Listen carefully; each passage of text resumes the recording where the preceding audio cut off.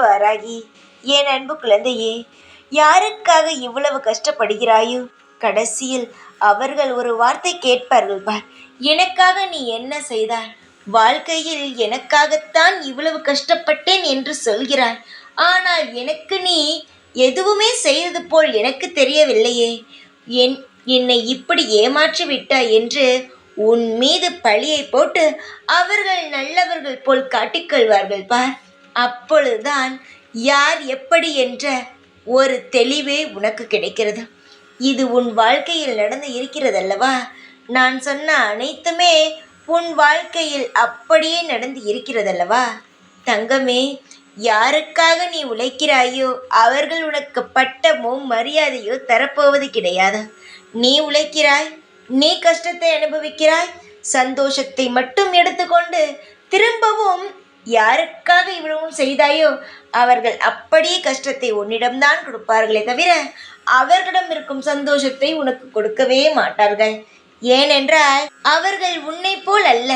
அவருடைய சந்தோஷம், வாழ்க்கை எல்லாம் என்று அவர்களையே சுற்றி சுற்றி வைத்திருக்கிறார்களே தவிர உன்னை யாரும் இங்கு ஒரு நொடி கூட யோசிப்பது கிடையாது. அவர்கள் வாழ்க்கை என்று ஒரு சுயநலமான வாழ்க்கையை வாழ்ந்து கொண்டு இருக்கிறார்கள். ஆனால் நீயோ உறவு, குடும்பம், நண்பர்கள் இப்படி என்று உன்னுடைய வாழ்க்கையை விட்டு அடுத்தவர்களுடைய வாழ்க்கையை சுற்றி சுற்றி வந்து இவர்களுக்கு நல்லது செய்தால் வாழ்க்கையில் சந்தோஷமாக இருப்பார்களா? நாம் என்ன செய்தால் சந்தோஷமாக இருப்பார்கள்? நாம் கஷ்டப்பட்டாலும் பரவாயில்லை, நம் கூட இருப்பவர்கள் சந்தோஷமாக இருக்கட்டும் என்று உன்னுடைய தேவைகளை குறைத்து கொண்டு அவர்களுக்கான தேவைகளை நீ நிறைவேற்றி தருகிறாய். ஆனால் யாருமே புரிந்து கொள்வது கிடையாது நீ எவ்வளவு நல்லவள் என்று.